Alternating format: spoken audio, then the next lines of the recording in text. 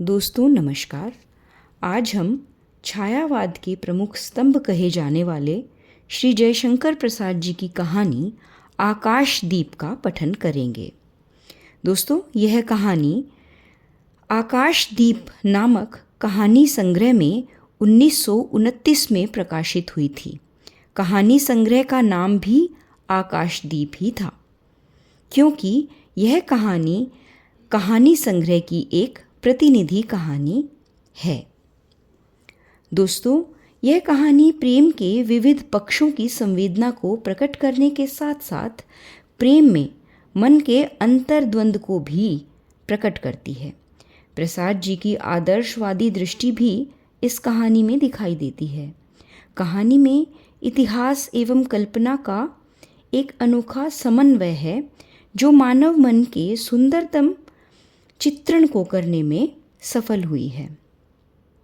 दोस्तों, कहानी के अंत में मैं कहानी में प्रयुक्त कुछ क्लिष्ट शब्दों के अर्थ भी आपको बताऊंगी, जिससे कि आपके स्मृति पटल में यह कहानी और भी अधिक स्पष्ट हो सके। तो चलिए कहानी का पठन शुरू करते हैं। बंदी, क्या है? सोने दो। मुक्त होना चाहते हो? अभी नहीं, निद्रा खुलने पर। चुप रहो, फिर अवसर न मिलेगा।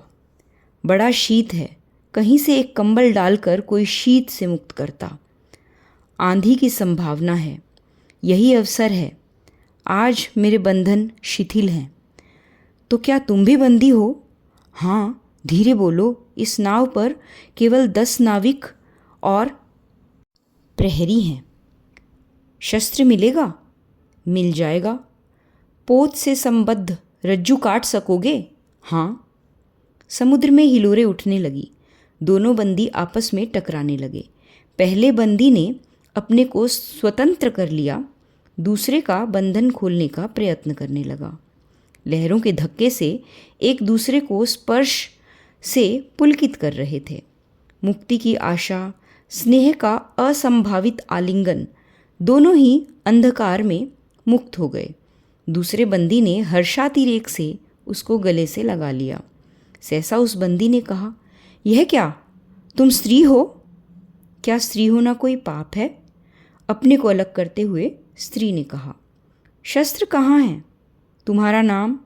चंपा। तारक खचित नील अंबर और समुद्र के अवकाश में पवन ऊधम मचा रहा था। अंधकार से मिलकर पवन दुष्ट हो रहा था। समुद्र में आंदोलन था। नौका लहरों में विकल थी। स्त्री सतर्कता से लुढ़कने लगी। एक मत वाले नाविक के शरीर से टकराती हुई सावधानी से उसका कृपाण निकालकर फिर लुढ़कते हुए बंदी के समीप पहुंच गई। सहसा पोत से पथ प्रदर्शक ने चिल्लाकर कहा, आंधी! आपत्ति सूचक तूर्य बजने लगा। सब सावधान होने लगे। बंदी युवक उसी तरह पड़ा रहा।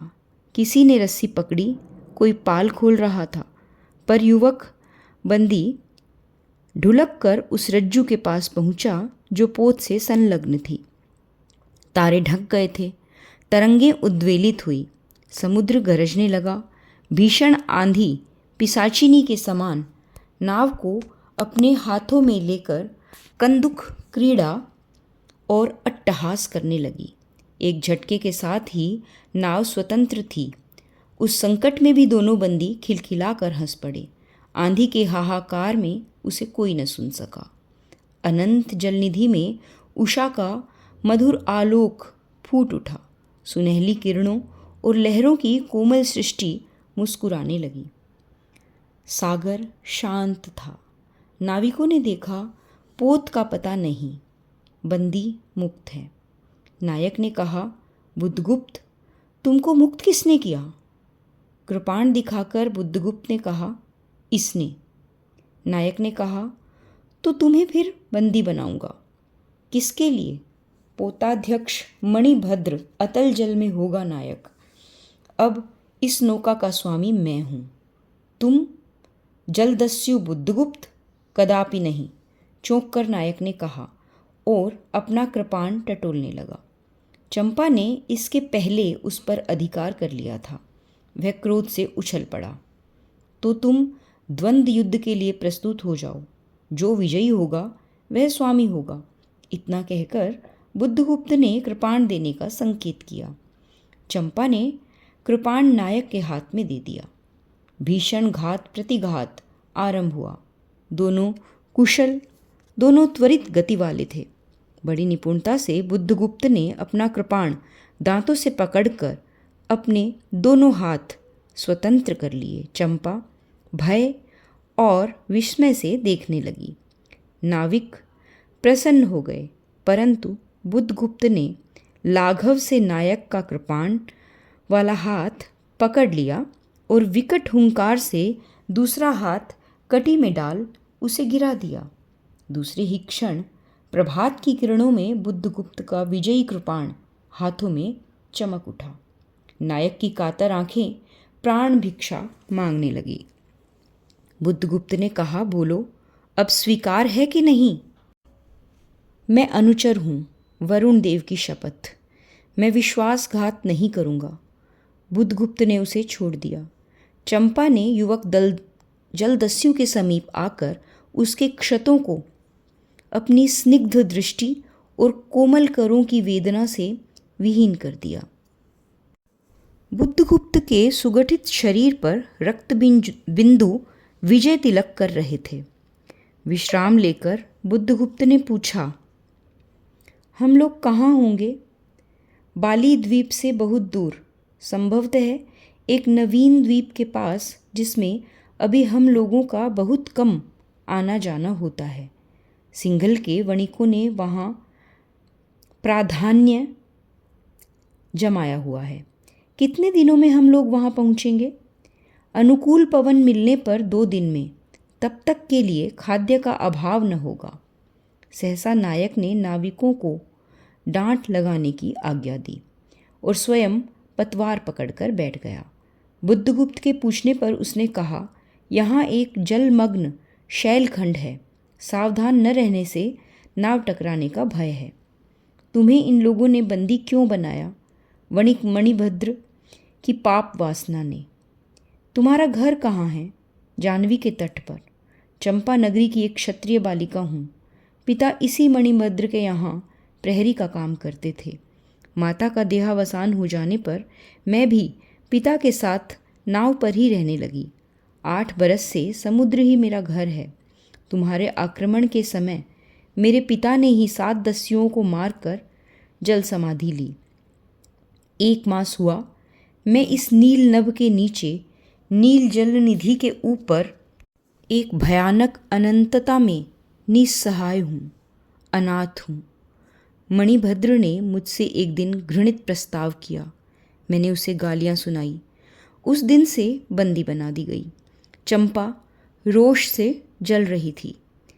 मैं भी ताम्रलिप्ति का एक क्षत्रिय हूँ चंपा, परंतु दुर्भाग्य से अब दस्यु का जीवन बिताता हूँ। अब तुम क्या करोगी?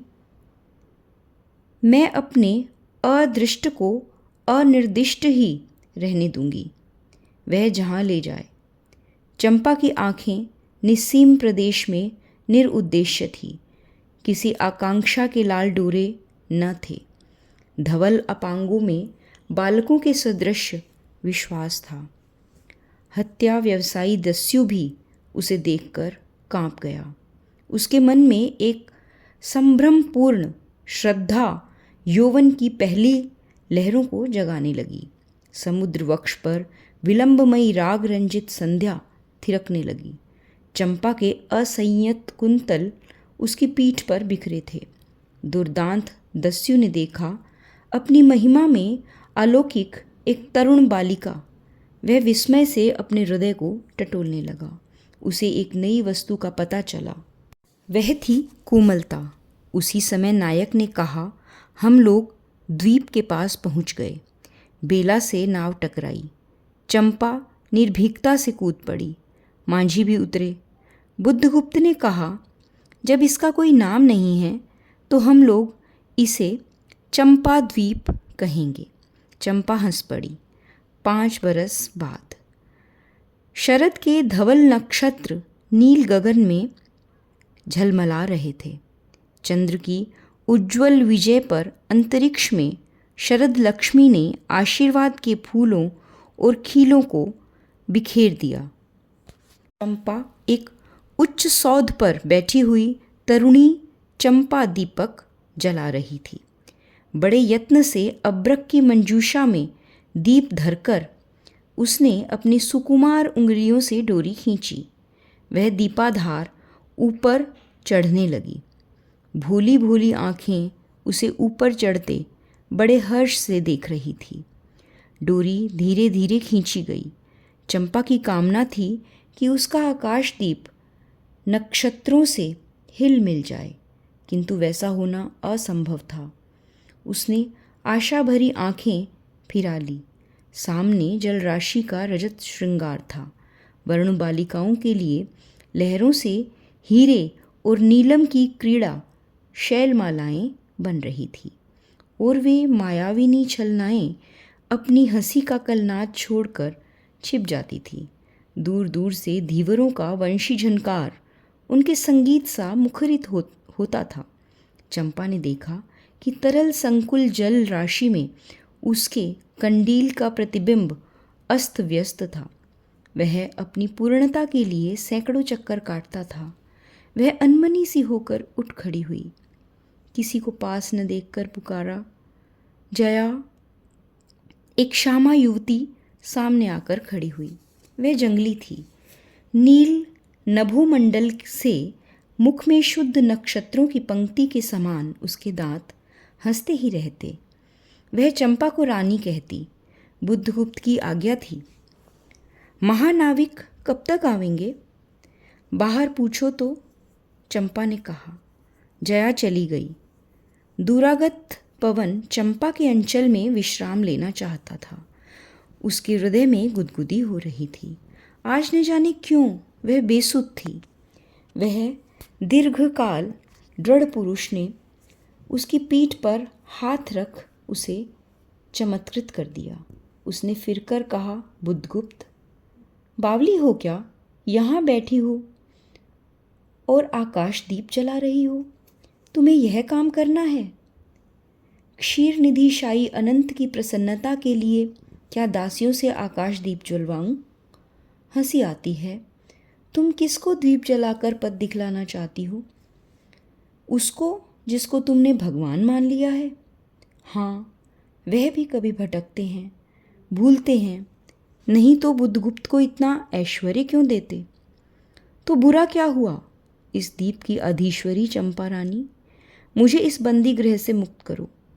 अब तो बाली, जावा और सुमात्रा का वाणिज्य केवल तुम्हारे ही अधिकार में है महानाविक।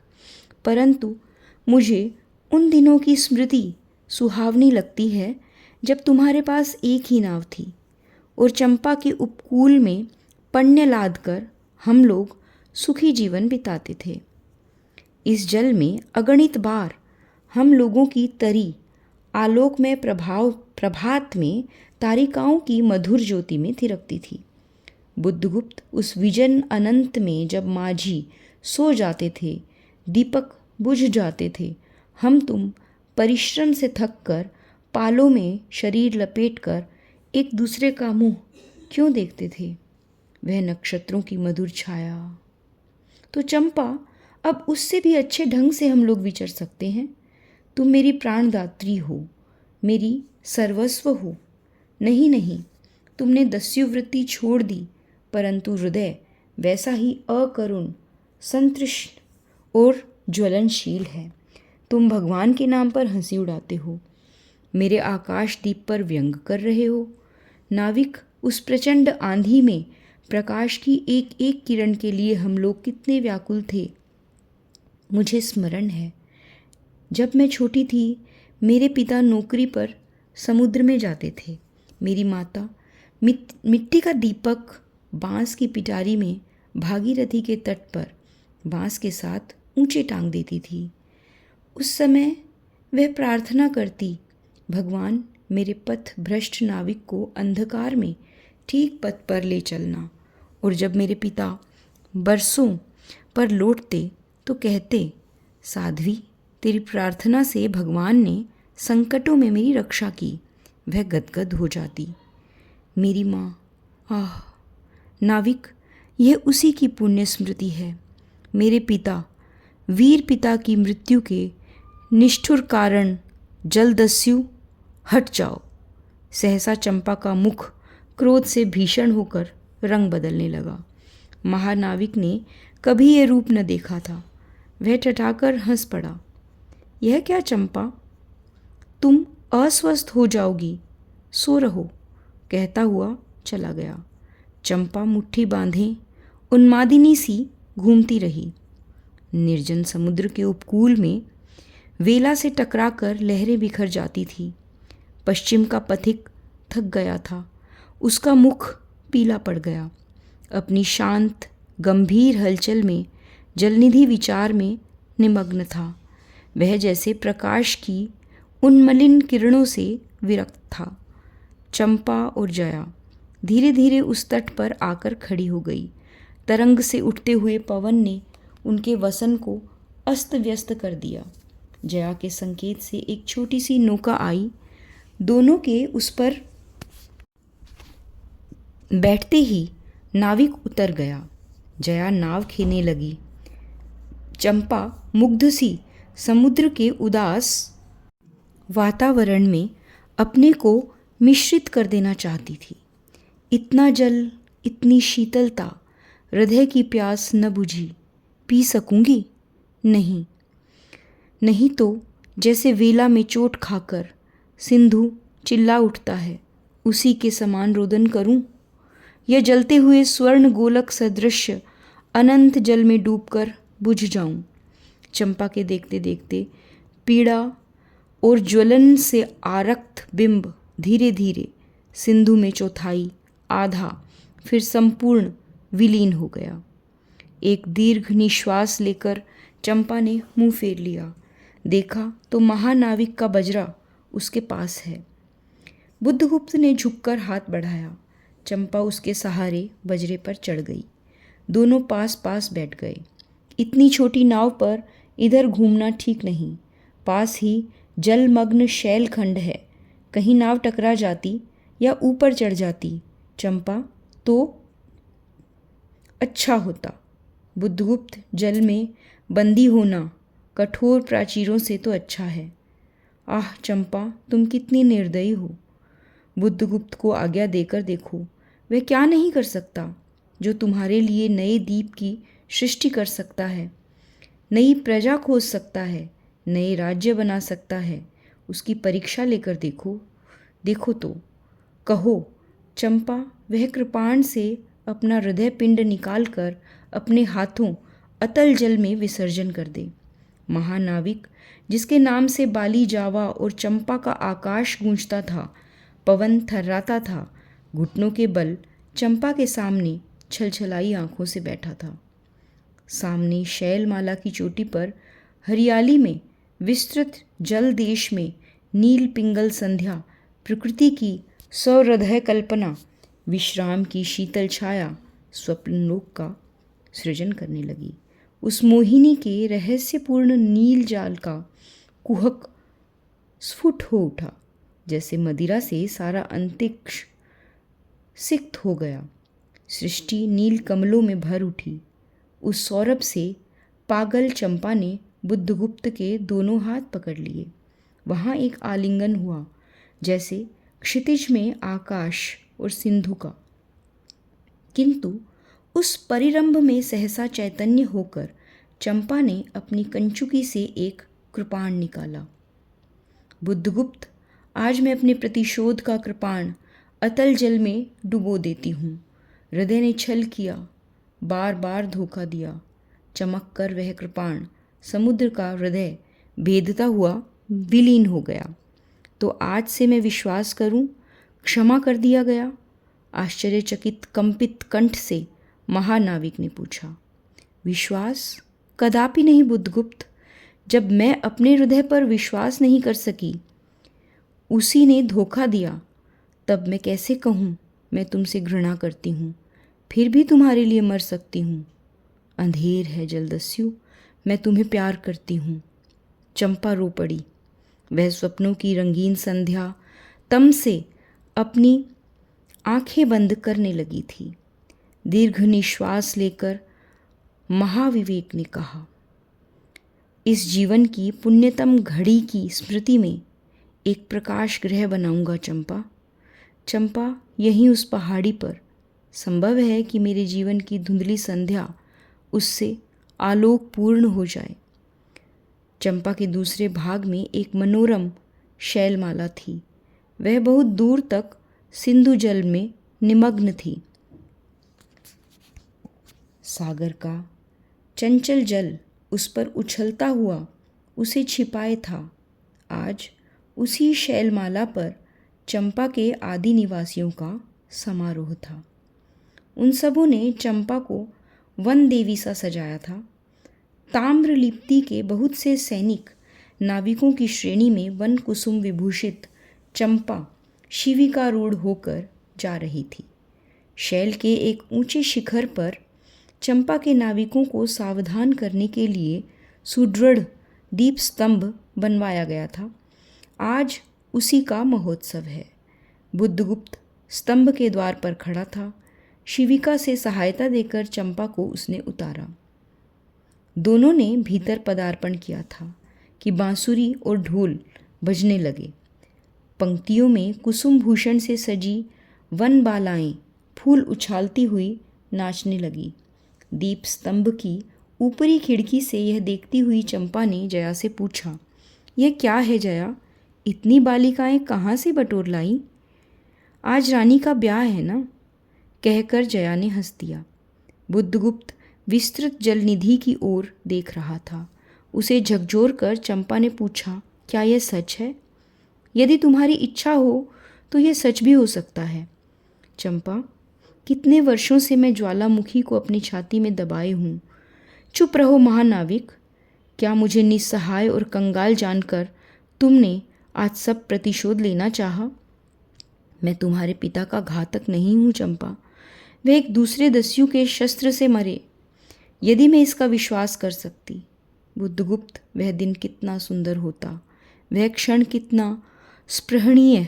आह, तुम इस निष्ठुरता में भी कितने महान होते। जया नीचे चली गई थी। स्तंभ के संकीर्ण प्रकोष्ठ में बुद्धगुप्त और चंपा एकांत में एक दूसरे के सामने बैठे थे। बुद्धगुप्त ने चंपा के पैर पकड़ लिए।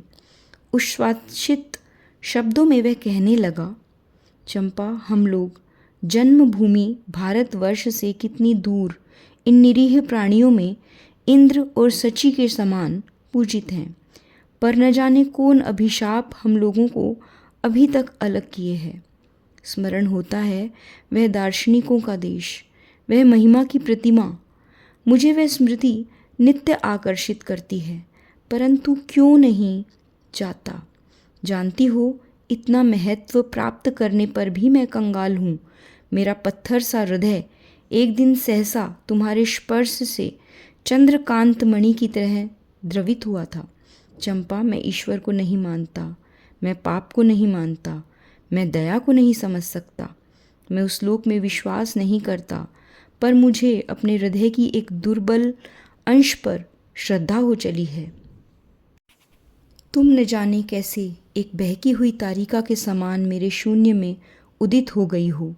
आलोक की एक कोमल रेखा इस निविड़तम में मुस्कुराने लगी। पशुबल और धन के उपासक के मन में किसी शांत और एकांत की कामना की हंसी खिलखिलाने लगी, पर मैं न हंस सका। चलोगी चंपा? पोतवाहिनी पर असंख्य धनराशि लादकर राजरानी सी जन्मभूमि के अंक में। आज हमारा परिणय हो, कल हम लोग भारत के लिए प्रस्थान करें। महानाविक बुद्धगुप्त की आज्ञा सिंधु की लहरें मानती हैं। वे स्वयं उस पोतपुंज को दक्षिण पवन के समान भारत में पहुंचा देगी। आह चंपा, चलो। चंपा ने उसके हाथ पकड़ लिए। किसी आकस्मिक झटके ने एक पल भर के लिए दोनों के अधरों को मिला दिया। सहसा चैतन्य होकर चंपा ने कहा, बुद्धगुप्त, मेरे लिए सब भूमि मिट्टी है, सब जल तरल है, सब पवन शीतल है। कोई विशेष आकांक्षा हृदय में अग्नि के समान प्रज्वलित नहीं है। सब मिलाकर मेरे लिए एक शून्य है। प्रिय नाविक, तुम स्वदेश लौट जाओ विभवों का सुख भोगने के लिए, और मुझे छोड़ दो इन निरीह भोले भाले प्राणियों के दुख की सहानुभूति और सेवा के लिए। तब मैं अवश्य चला जाऊंगा चंपा। यहाँ रहकर मैं अपने हृदय पर अधिकार रख सकूं, इसमें संदेह है। आह, उन लहरों में मेरा विनाश हो जाए। महानाविक के उच्छ्वास में विकलता थी।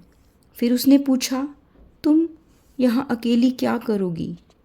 पहले विचार था कि कभी कभी इस दीप स्तंभ पर आलोक जलाकर अपने पिता की समाधि का इस जल से अन्वेषण करूंगी, किंतु देखती हूँ मुझे भी इसी जल में जलना होगा, जैसे आकाशदीप।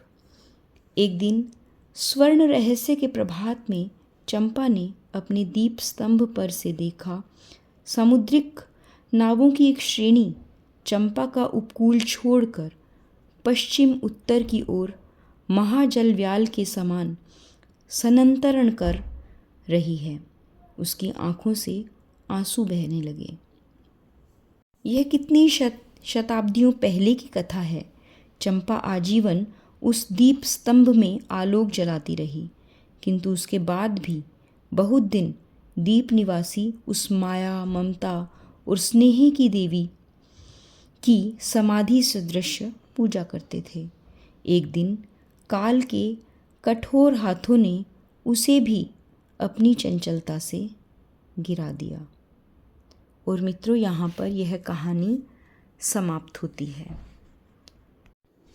दोस्तों, अब जान लेते हैं कहानी में आए हुए कुछ कठिन शब्दों के अर्थ, जैसे कुंतल बाल, मंजूषा अलमारी, क्षत घाव, अनुचर सेवक, जलदस्यु समुद्री डाकू, रज्जू रस्सी, कंदुक क्रीड़ा अर्थात गेंद का खेल,